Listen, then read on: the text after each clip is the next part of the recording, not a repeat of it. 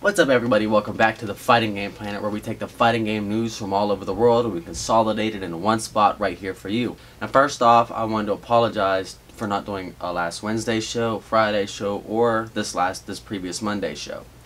The reason for that is the camera that I use to do this show is not my camera. I have my best friend actually owns this camera. It's a very expensive camera, and he's a photographer on the side. And he had a wedding to shoot, and so I had to postpone the show so he could go and shoot his wedding. But from here on forward, there should be very little interruptions in the show, and I thank you guys for your patience, and the show will continue as usual every Monday, Wednesday, and Friday. I also don't want you guys to worry about anything. There was a lot that happened in the past week, but I'm going to try to catch you up on everything that happened from last Monday after the FGP all the way up until now. And first up today, we have Dead or Alive 5 Last Round that is going to have 50 downloadable content items be discontinued. About 20 items will be discontinued June 20th, and the rest will be discontinued July 18th. Tekken 7 gets a couple reviews, a couple from ShoreYukin.com that I've seen, and one for sure on Event Hubs that I've seen. I'll let you guys check out the full review, but they did say that the game offers little to no tutorial except for matching specific buttons that control specific limbs, and that R1 initiates rage arts. There's also tips here and there on the loading screens, but no real help on the intricacies of the fighting game. They explained that in a world dominated by 2D fighters, that Tekken should have dove more into this section of the game to give players the capability of learning and sticking with the 3D fighter. Actually couldn't agree more with them. I had a lot of trouble learning Tekken Tag Tournament 2, which was my very first Tekken game that I actually took seriously. Although I did play a little bit of Tekken 5 Dark Resurrection and a little bit of Tekken 6, but mainly just because my best friend played Tekken 5, and I just wanted the trophies for Tekken 6, but at the time I was really into Street Fighter. In order for me to learn the game, I had to take whatever character I chose to learn into practice mode, and I went through the moves list, which is very intricate. There's a lot in there, and I started with the sample combos once I figured out that those were even in there. And I kind of went with learning those and then learning with what moves I can add on to that or create out of my own. And also YouTube helped out a lot on me learning Tekken Tag Tournament 2. Very few YouTube videos give the inputs or anything like that, so I just had to see an animation in a YouTube video and try to find out what attack of mine made the same animation. That way I knew what to do there on forward. I did end up becoming pretty damn good at Tekken Tag Tournament 2 as far as in terms of online rank goes. I ended up having 3 separate teams of Alisa and Bob, Leo and Kazuya, and Zafina and Brian. Speaking of which, please Zafina make it in this DLC. I really want to get better with her, and I need her to be in Tekken 7. I can definitely foresee a lot of players that are new to the franchise getting frustrated with the game and dropping it due to being just impatient and don't really want to. They basically want everything to be taught to them in game. Like if you look at something like Guilty Gear or BlazBlue, they are very intricate tutorials. Even something is like Injustice 2, it's very detailed on its tutorial and what you can and can't do. And then I mean, it's not as detailed as BlazBlue, but it doesn't have as much as BlazBlue.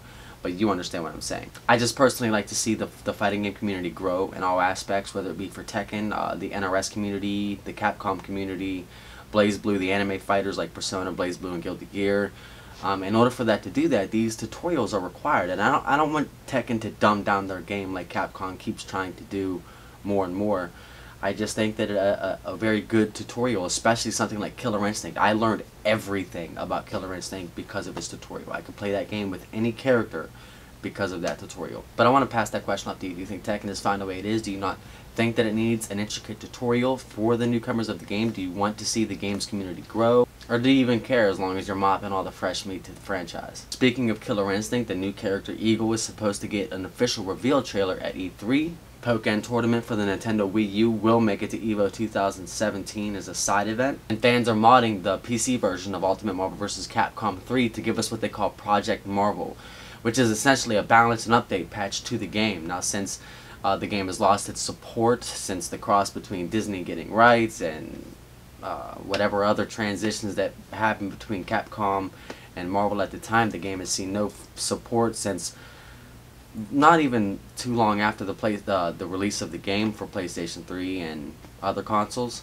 So a lot of Marvel players are really excited about this, and if you are a Marvel player and didn't know, then you might want to hop on this if you have the PC version of the game. Justin Wong is making dreams come true as he is paying and flying 4 players out to EVO 2017.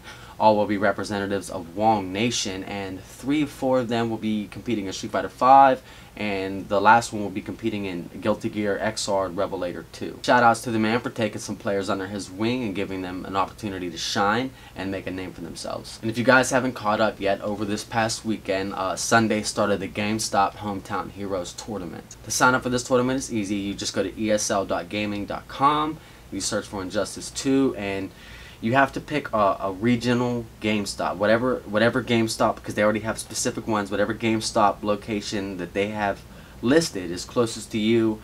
That's the one I suggest that you pick to represent. You can pick anyone to represent, but at the end of the 10 weeks, it's your responsibilities, not theirs, to get to that GameStop. So, in my opinion, you should choose to represent the one that's closest to you. Each week, GameStop will choose one of the regions to stream the top 8 on Wednesday.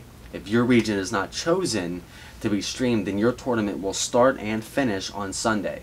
So if you're in the Atlanta, Georgia region, regional GameStop, and you compete in previous Sunday's tournament, your tournament should have started and ended that day. However, New York, which is actually my region, is chosen to be streamed the first week, Wednesday, so they stopped it whenever it got to top 8, which I'm in top 8, and I will be on stream today at, I believe it starts at 8 o'clock Eastern time. Shoutouts to my member ANBU Tigers, who actually won his tournament first place in his region. This works is that the way I understand it is the persons of each region with the most points, top 8, will at the end of the 10 weeks have to get their own way to their regional GameStop and compete offline locally at that GameStop. That's the top 8 players with the most points at the end of the 10 weeks. And then the top 4 players with the most points after that will be, I believe they get paid for after that, to be all sent to Las Vegas to compete for the big cash money. Tekken players should be proud of this accomplishment, as Tekken 7 is topping charts for the first time in the UK since Tekken 3, outweighing every other fighting game in the UK, making it the best-selling fighting game in 2017. Pokken Tournament is making its way to the Nintendo Switch with its new title, Pokken Tournament DX. The game is set to release September 22nd, and this iteration of the game will have everything that the previous version had from the Nintendo Wii U, as well as 5 new characters. 4 of those characters were available in the arcade version of the game, and one of those characters is brand new. Sidwai is going to be the new character of the game altogether. I hope I'm pronouncing that right. Nintendo has added this title to the E3 lineup, so if you're looking for more Pokken Tournament DX news, be sure to check it out on E3. And now onto our last segment of the day. Every episode of the FGP, I go and I find YouTube videos of different games and players and interviews, and I recommend them for you guys to check out. First video of the day is Top 10 FGC Plays of the Week number 7, uploaded by none other than Yoga Flame. 2 fighting game characters from 2 different franchises go head to head in a new episode of Death Battle by Screw Attack. This time around they have Sub-Zero from Mortal Kombat and Glacius from Killer Instinct. Learn how to beat Akuma in Tekken 7, since everybody's talking about how cheap he is, in a video created by Just Fame. Boxer King shows off some advanced tech with King in Tekken 7 involving some ground and wall breaks. MK Rio shows off some really nice push block bait with Aquaman in Injustice 2 that really comes in handy simply because Aquaman has a move that so many players want to push block. If you are having some trouble in Injustice 2 with your inputs after blocking and wanting to punish quickly and a special attack comes out, then you may want to check out MK Tom Brady's videos on the buffer system and more to make you a better player. He has uploaded a few episodes tackling this issue, and hopefully you can all overcome this if you are having the same issue.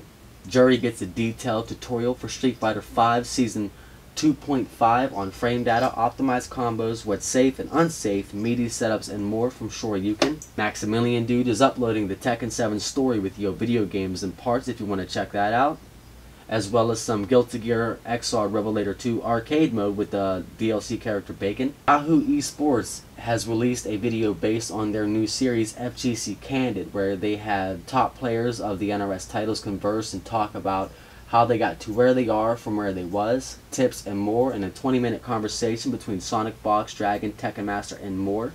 And lastly, right here on the ANBU Fight Club YouTube channel, we have been grinding to get some combo videos up for Tekken 7 characters.